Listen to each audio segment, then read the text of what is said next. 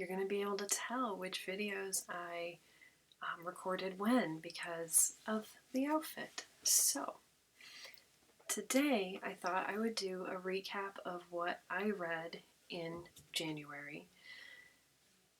It's the beginning of February when I'm recording this. Who knows when it will actually be out in the world? But this should be fairly quick.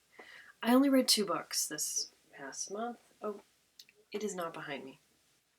So for a little background info about my current reading habits, I read for about 15 to 20 minutes before bed. So that's typically 1 chapter of a book. So it takes me a while to get through stuff right now. Also, I have a lot of physical books that I haven't read,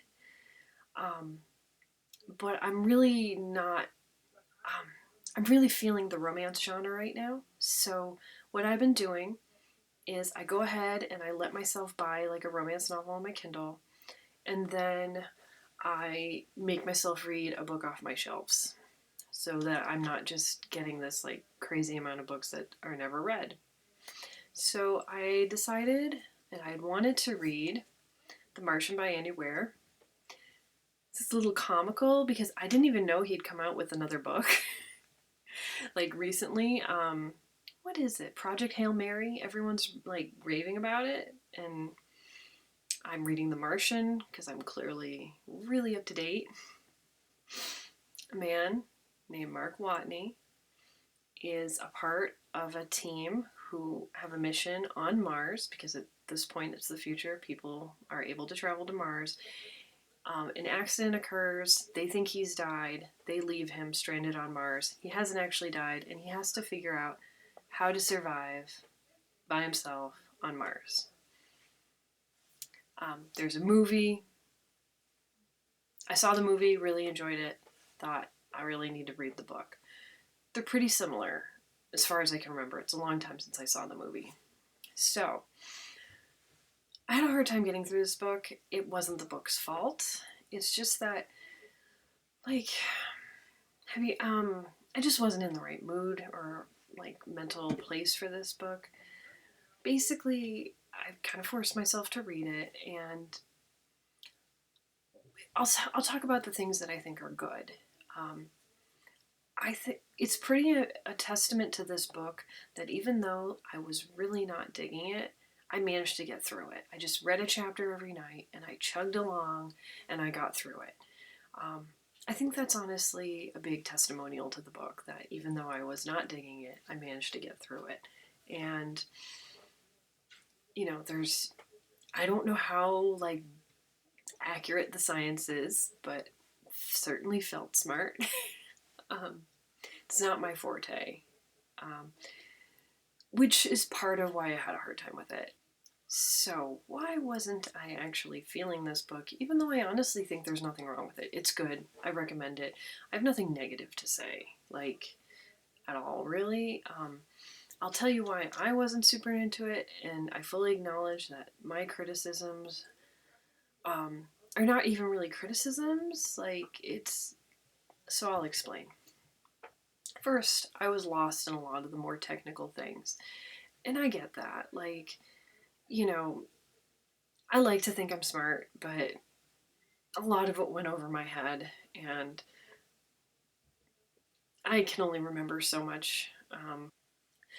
So yeah, some of the science went over my head, I'll admit it. I'm not too proud. And so Mark Watney's perspective, you know, he's really just mostly talking about how he's staying alive. I would have liked it a lot more if he had more emotion towards it. Like, the guy, he has humor. He has a good sense of humor, but, like, there's not a whole lot of explanation of, like, how he's feeling. Like, he's the only person on the planet, and it's got to be pretty lonely.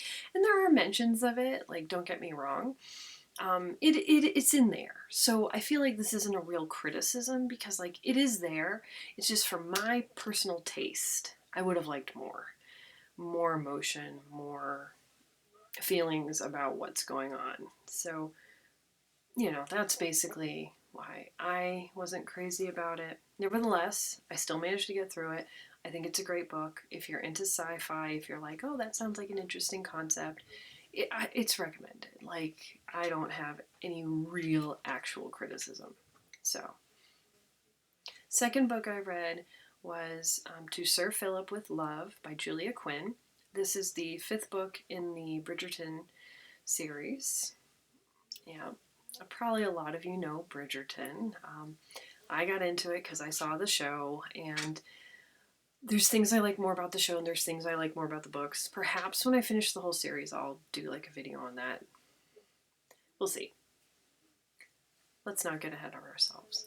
Basic concept of this one is it centers around Eloise, the 5th sibling, and Eloise is much older. She's at this point 28, which is considered a spinster, and she has been corresponding with her late cousin's widower. And he proposes via letter, and she decides to run away and go visit him and see if they suit. That's basically it. I knew going into this that for a lot of people this was their least favorite of the books, and I can totally see why. So the good things I'll say is I got through this really, really fast. I was entranced enough that I was bringing my Kindle places, and when I had a free moment, I would read, which I normally don't do. So I was really intrigued, and I really wanted to keep going. And as a whole, I enjoyed it. But Sir Phillip is... There's worse, I think. There's worse, like, romantic heroes, but he's not great. Basically, and this could be delving into spoiler territory, but you find out this stuff pretty early on. He basically wants to marry Eloise because he wants her to be the mother of his children. His children are wild and crazy, and he wants her to mother them. And Eloise didn't even know he had kids. He never even told her. It's like... that girl gets, like, the bad end. Like, she gets a terrible deal out of this. And it's sad because we've seen Eloise, and especially if you've read the book, if you've seen the show, it's a horrible, horrible thing to happen to show Eloise. But it stinks for the book Eloise, too, who's not quite as, like, openly feminist and whatnot. But, it is just such a sad fate to have this happen to our Eloise. And it's like... Sir Phillip could be worse. I actually think he's less angry than the other Julia Quinn heroes so far. But he's still a little angry. He doesn't actually physically... He's better in that sense. But yeah, he's just a lame duck. Just very disappointing. So honestly... I mean, it's worth reading because it's one of the Bridgerton books. But other than that, I wasn't so into it. I mean, I was into it enough that I read it quickly, but it's a disappointing fate for a well-loved character. I'm hoping that with the TV show they can modify, change it, make it a lot better. I think they can. So that's everything I've read. Right now, I'm reading Fairest by Marissa Meyer, which is like kind of like a novella that happens, that tells the story of Queen Lavanna in the Lunar Chronicle series.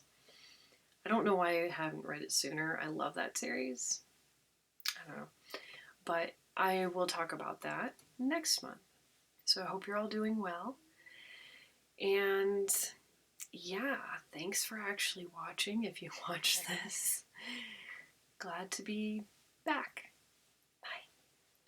I had a really hard time getting through this book. Oh, this is Moody, by the way. This is my cat, Moody. He has one eye, so he's Mad Eye Moody. And he's kind of moody as well. He's kind of a terrible cat. He doesn't like to pee and poop in his litter box like he should, so moody, moody, moody.